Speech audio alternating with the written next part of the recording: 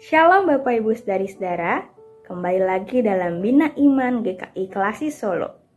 Sebelum kita membaca dan merenungkan firman Tuhan, mari kita berdoa. Kami mengucap syukur padamu ya Allah atas kesempatan yang masih Engkau berikan untuk mendengarkan firman-Mu. Tolong dan bantu kami ya Allah, agar firman-Mu ini tidak hanya kami baca, tidak hanya kami dengar, tapi kami juga bisa menghidupinya dalam sikap hidup kami sehari-hari. Berfirmanlah kepada kami ya Allah, karena kami siap untuk mendengarkannya. Di dalam nama Kristus kami berdoa. Amin. Bacaan kita hari ini diambil dari Pengkhotbah 7 ayat 1 sampai 9.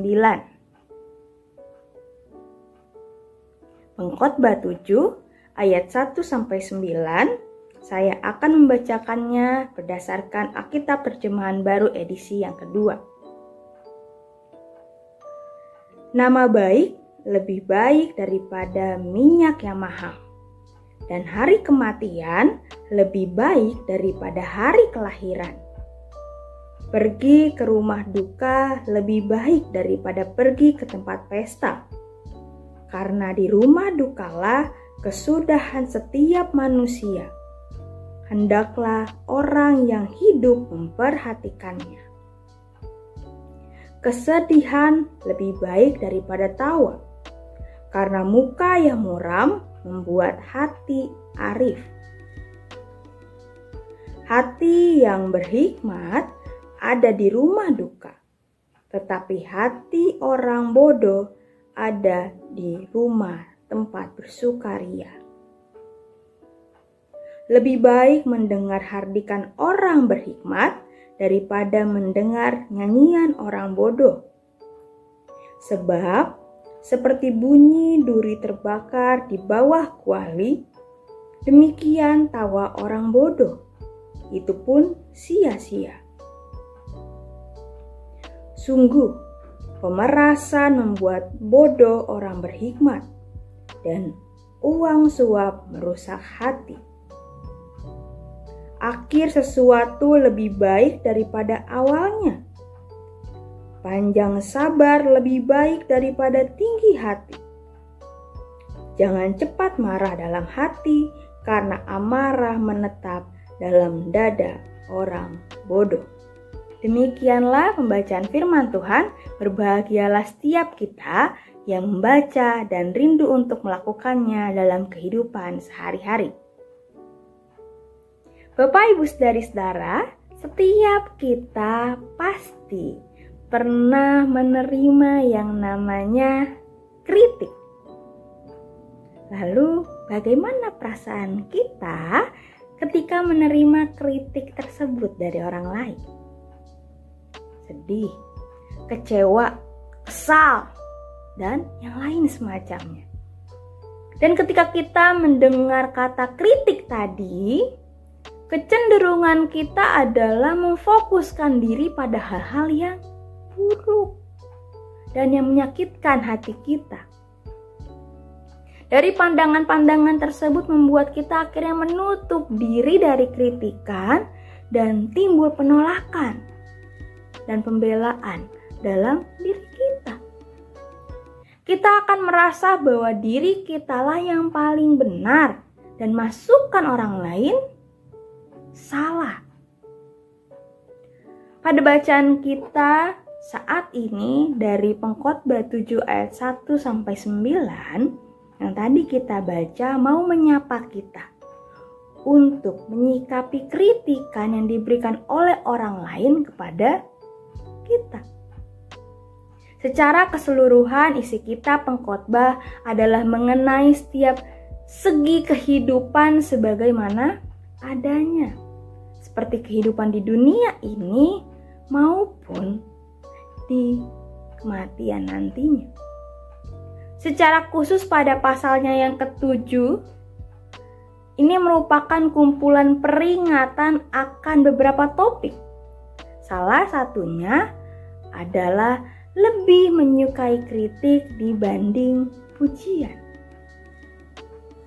Lalu pertanyaannya, mengapa dikatakan kepada kita untuk kita lebih menyukai kritik dibandingkan pujian?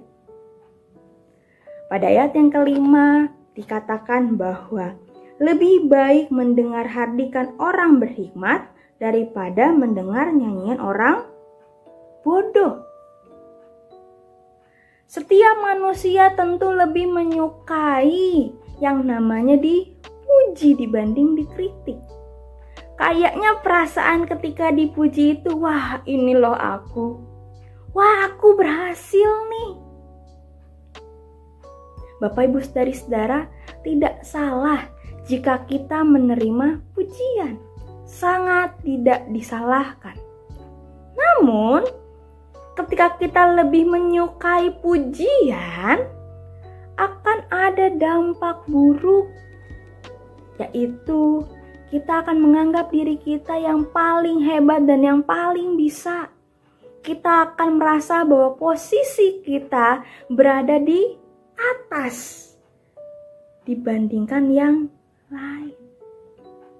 Kita akan merasa cepat puas dengan yang kita lakukan tanpa memedulikan evaluasi yang diberikan oleh orang lain.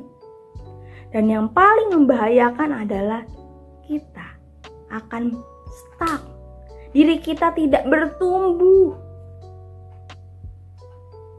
Pada ayat yang kelima juga penulis bermaksud bahwa orang yang mendapatkan kritik mungkin awalnya akan merasa sedih, bahkan sakit hati, sama yang tadi disebutkan di awal. Namun setelah itu akan ada refleksi dan proses transformasi untuk kehidupan ke depannya.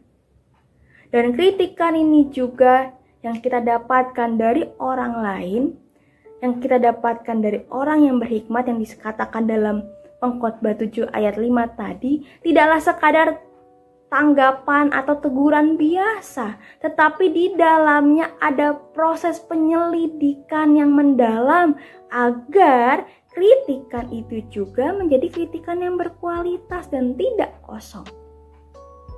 Maka dari itu, kritikan dari orang yang berhikmat lebih baik dibandingkan pujian yang sebatas untuk membanggakan diri dan memuaskan hati. Lalu, bagaimana yang seharusnya kita lakukan ketika kita menerima kritikan dari orang lain? Pada ayat yang ke-9 kita dapat membacanya, jangan cepat marah dalam hati, karena amarah menetap dalam dada orang bodoh. Pujian memang akan menumbuhkan kegirangan dan sukacita di dalam diri kita. Tetapi kritik belum tentu sama. Kritik bahkan akan membuat percikan-percikan api layaknya sumbu pada bom.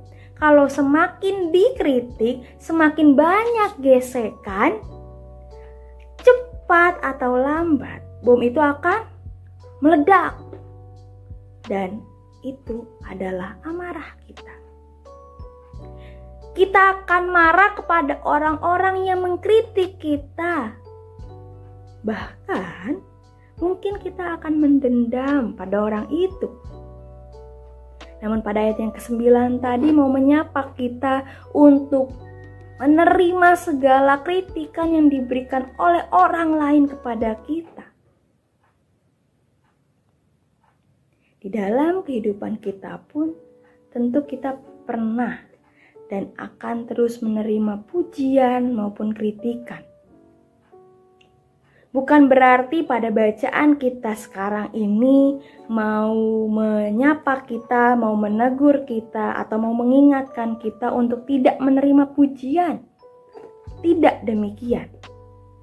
Namun, bacaan kita saat ini mau meneguhkan hati kita untuk tidak menutup diri pada kritikan dari orang lain.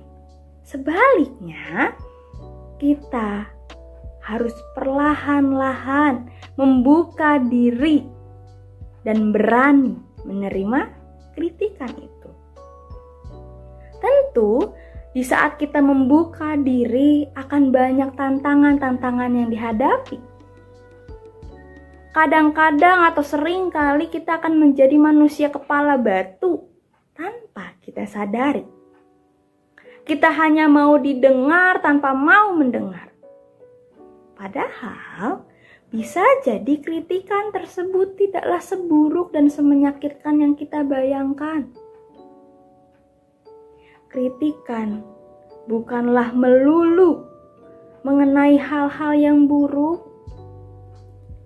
Kritikan bisa jadi menjadi sebuah penilaian dari orang lain yang dapat kita jadikan sebagai pembelajaran bagi kita ke depannya. Sebagai contoh, ke gereja kok pakaiannya kayak gitu? Kayak nggak niat untuk ibadah? Atau, kalau ngomong jangan cepet-cepet, biar pelafalannya jelas. Itu merupakan contoh-contoh dari kritik yang mungkin didapatkan oleh setiap kita. Tapi bukan berarti contoh tadi menjadi hal yang menjelekkan. Tetapi dapat diambil poin pentingnya untuk kita lebih mengupgrade diri kita lagi. Untuk menumbuhkan lagi, bertransformasi. Jadi jika kita membuka diri kita terhadap kritikan, bukan melulu tentang hal-hal yang jelek, bukan terus menyalahkan diri kita, tetapi kritik itu dapat membangun kita, membangun diri kita menjadi pribadi yang lebih baik lagi. Untuk itu Bapak Ibu Saudari-saudara, beranikah kita untuk membuka diri dengan kritikan itu? Selamat bertumbuh dalam menerima kritik, kiranya Tuhan menolong kita semua. Amin. Mari berdoa. Ya Allah, pada saat ini kami juga mau mengucap syukur atas sapaan firman-Mu yang mau mengajak kami untuk lebih berani lagi menerima setiap kritikan maupun masukan dari orang lain. Mungkin awalnya ada perasaan sedih, kesal, kecewa. Tapi kami tahu Tuhan, Engkau akan menolong kami. Engkau akan lebih menguatkan kami, menambahkan hati kami, sehingga kami perlahan-lahan dapat membuka diri kami akan setiap kritik dari orang lain.